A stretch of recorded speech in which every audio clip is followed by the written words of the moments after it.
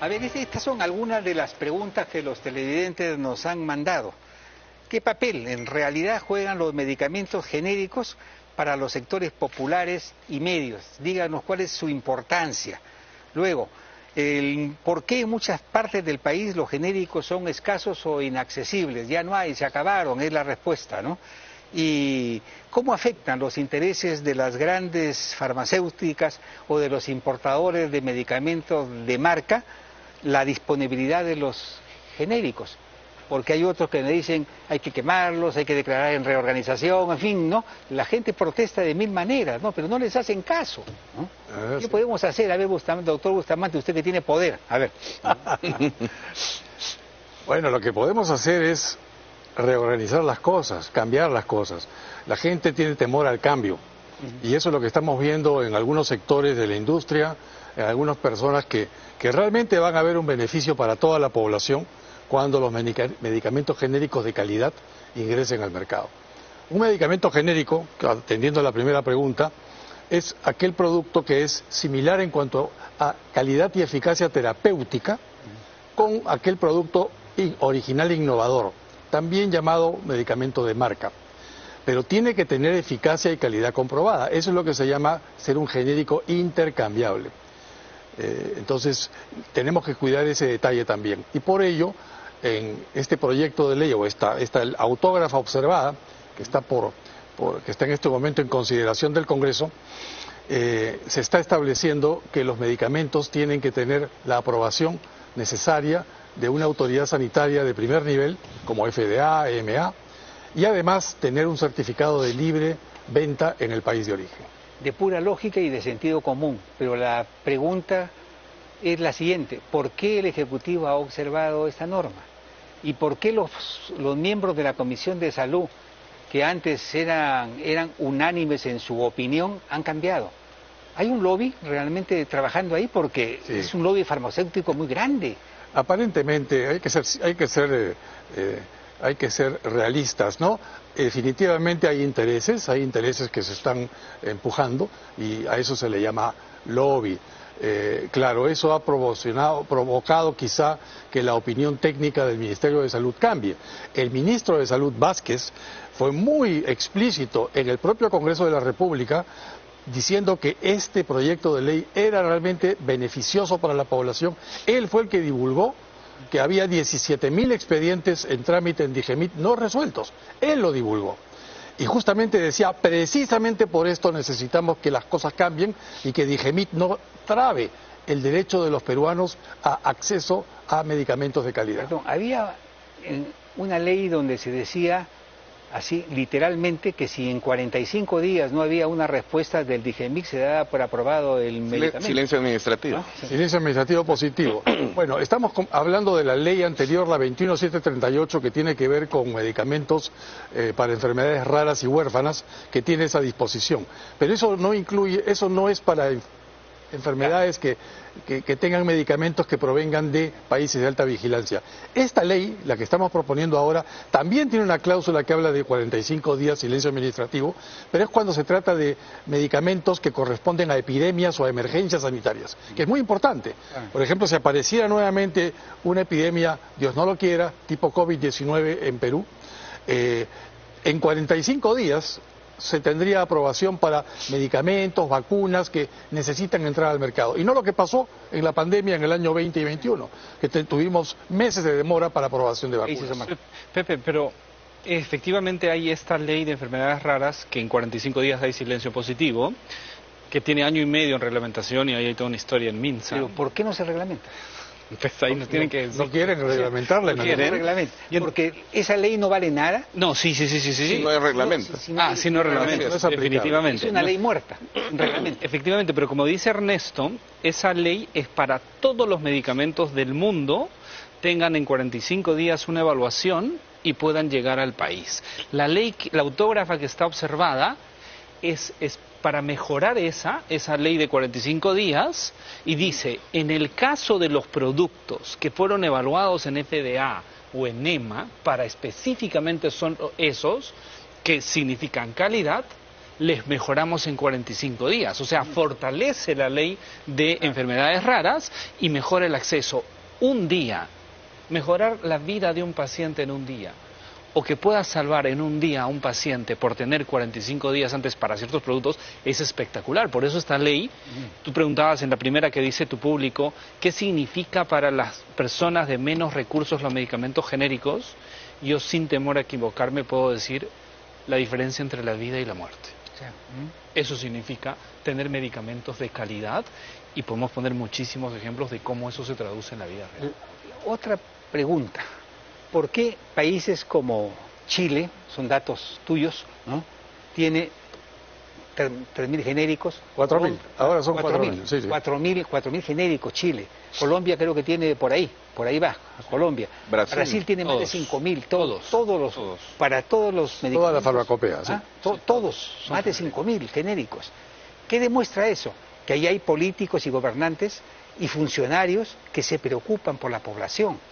Aquí, ¿saben cuántos medicamentos genéricos hay? No pasa de cuánto. No pasa. 99 son. 99 en el Perú. Imagínense ustedes el boicot, imagínense el complot. Es un complot criminal.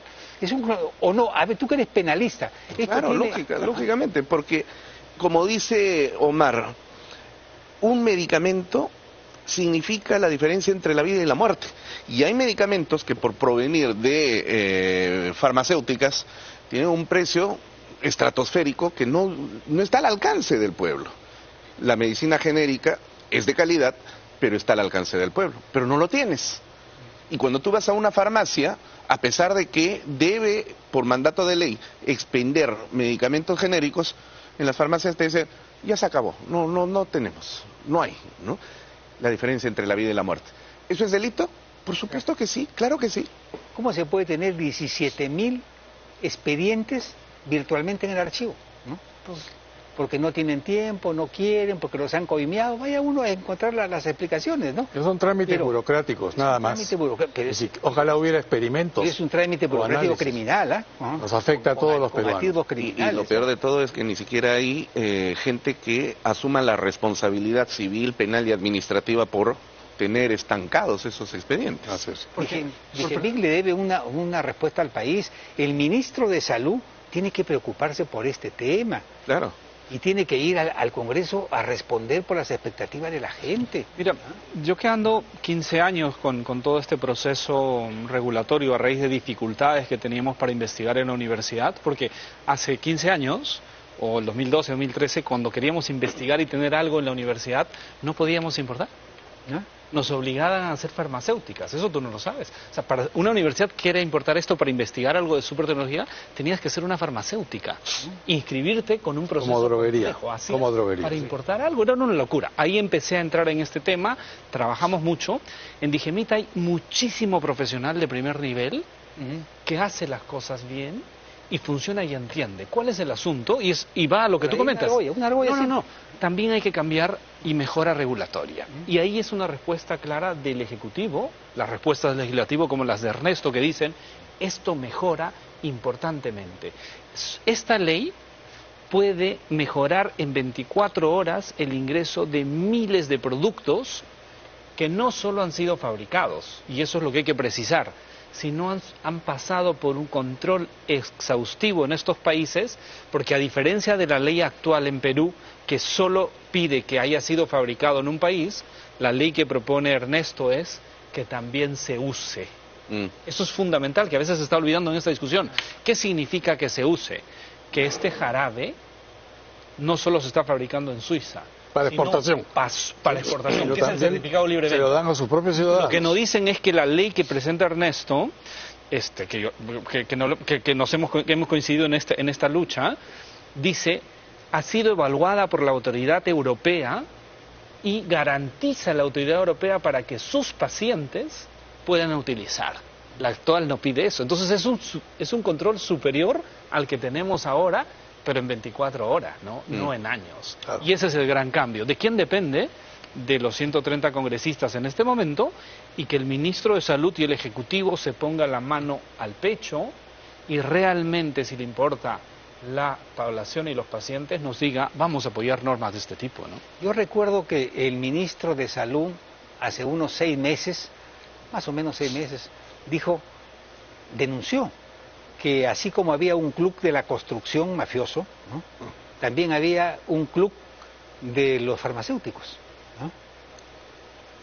Pero se quedó en la denuncia porque no pasó a la acción, porque un ministro sin complejos y sin problemas lo que hubiese hecho es refundar el DIGEMIT, ya que no está cumpliendo con las expectativas. Cuando algo no funciona, lo cambias o lo botas, pero no puede seguir la misma institución funcionando. Tenemos un proyecto de ley que está en este momento por verse en la Comisión de Salud, bueno, a partir de marzo, que crea una nueva entidad a partir de DIGESA y de DIGEMIT. DIGESA es la Dirección General de Salud Ambiental, que es una autoridad que ve inocuidad en alimentos procesados, por ejemplo, y por otro lado, DIGEMIT, que es una autoridad sanitaria para medicamentos y dispositivos médicos. La idea es que ambos estén en la misma institución y que no sean una dirección general del Ministerio de Salud, sino tengan una autonomía técnica, ¿no? Por una razón. Hemos hablado de Caliwarma, ¿cierto? Sí, claro. ¿Sabes quién es responsable de controlar la calidad de Caliwarma? DIGESA. Claro. Ya ha pasado piola, ¿no? Claro, Con este tema de los niños. Ya, es DIGESA. Por eso tener una autoridad independiente de salud fuerte, y profesional. de primer nivel técnico. Así es, profesional como lo es. Va a asumir en este momento de tu universidad, del Hopkins, el nuevo director de FDA ahora con Trump, es del Hopkins, claro, lo debes conocer. de Johns Hopkins, Ya. sí. Va a asumir un científico de primer nivel a dirigir el asunto para poder evaluar a las farmacéuticas con ciencia y decir esto va y esto no va, esto es útil y esto no. Porque el FDA es eso, es Food and Drug. Ve tanto alimentos como también medicamentos, que sería lo que se propone con este siguiente paso, que sería el refundar lo que es DIGEMIT y DIGESA. Va a requerir de un esfuerzo muy importante, totalmente transversal en el Estado peruano. ¿Y de cuánto tiempo estamos hablando? Bueno, lo que tome. Pero mientras tanto, los pacientes no pueden esperar a que haya un DIGEMIT ordenado y funcional, y si los medicamentos los necesita un paciente con cáncer, el señor no puede esperar 4 años o 7, que es lo que demora ahora un expediente. Tiene que hacerse la cosa de manera expeditiva. Hoy en día este proyecto de ley es para pacientes con cánceres de alto costo, de bajo costo, y para enfermedades raras y huérfanas. Pero tenemos ya un proyecto listo que está esperando que la primera ley se apruebe para extender esto a todas las enfermedades crónicas y además a enfermedades de salud mental. Preguntan, enfermedades raras y huérfanas. Sí. Definan, por favor, qué significa. La gente Claro. Una enfermedad rara es una enfermedad que por definición tiene una prevalencia baja. Es decir, depende del país. Hay países que dicen 1 de cada 2.000, 1 de cada 3.000, hay unos que dicen 1 de cada 5.000. Por ejemplo, en el Perú, si fuera 1 de cada 3.000, siendo 35 millones de habitantes, 35 millones entre 3.000 es 10.000. Significa que en el Perú habría un máximo de 10.000 pacientes con esa enfermedad. ¿Qué implicancia tiene esto? Que ninguna farmacéutica va a querer invertir para poder realmente dedicarse a un mercado universal de 10.000 pacientes. A una enfermedad huérfana no necesariamente es una enfermedad rara. Una enfermedad huérfana es una enfermedad para la que no hay investigación suficiente en medicamentos para esta enfermedad o tratamientos para esta enfermedad. ¿Y por qué ocurre esto? Porque las enfermedades, hay enfermedades como por ejemplo diabetes en niños preescolares, que es huérfana, porque no hay suficiente investigación en ese campo. Sin embargo, es una enfermedad que no es rara. Y por otro lado tenemos enfermedades como la malaria, que en Lima es rara, en Iquitos no es tan rara, en el África no tiene nada de rara. Entonces, la definición va a depender de la prevalencia en la localidad. Y si es huérfano o no va a depender de si la enfermedad está siendo desatendida o no. Lo que es importante resaltar, y con esto termino esta parte, es que una enfermedad rara será una enfermedad rara con una prevalencia de 1 en 3.000. Pero hay 7.000 enfermedades raras. Y los pacientes con enfermedades raras en el mundo se estima que están en el orden de los 300 millones. Para una población de 7.000 millones es 5% de la población mundial. ¿Qué significa esto? Que las 7.000 enfermedades, sumando sus prevalencias, da una carga una carga de enfermedad para la población del orden del 5 a 6%, lo que en el Perú significaría un monto de una cantidad de alrededor de 1,5 millones de personas que tienen enfermedades raras. Cada una es rarita, pero la suma de las enfermedades la hace importante desde el punto de vista de salud pública. Por eso no podemos dejar de pensar en los pacientes con enfermedades raras. Y casi no hay familia en el país que no tenga un familiar enfermo, un enfermo crónico. Salud mental. Eso es fundamental, ¿no? La salud mental, que es... Se estima que el 30% de la población tiene un problema de salud mental. 30%. Estamos hablando de 10 millones. 11 millones de peruanos. Los medicamentos son carísimos. Ya, y claro, y entonces vamos a salud. Me parece que una de las grandes reformas, esta que tú propones, Ernesto, de los últimos 20 años de gran impacto en la salud es esta, mejorar ese acceso a los medicamentos. ¿Qué pasa con una enfermedad psiquiátrica? El promedio de tratamiento es de 1.500 soles por paciente mensual. Por lo menos. Mensual. Nada. ¿Qué bolsillo peruano puede pagar o sistema de salud público o privado soportar esto, con estos medicamentos? A eso es a lo que me refería, ¿no? O sea, por ejemplo, el Efexor, una cajita de 10 te cuesta 450 soles. De 10. De 10. Necesitas 30 para todo el mes durante varios meses. Y ahí tienes tú a la sertralina que te cuesta 8 soles, ¿no es cierto? Tenemos que cerrar, pero permíteme cerrar con el poema de Vallejo, que viene al cuento, ¿no? Señor Ministro de Salud, ¿qué hacer? Desgraciadamente, hombre, humanos, hay, hermanos, muchísimo que hacer. Yo diré, ¿qué hay que hacer? ¿Qué hay que hacer para que Digemil funcione? Hay que hacer una marcha, hay que matar a alguien, hay que quemar carros, no sé, ¿no? Pero el ministro de Salud tiene la palabra, ¿no? Es una decisión básicamente política que tienen en sus manos y que tiene responsables políticos. Así es. Así es, ¿no? Pausa y regresamos.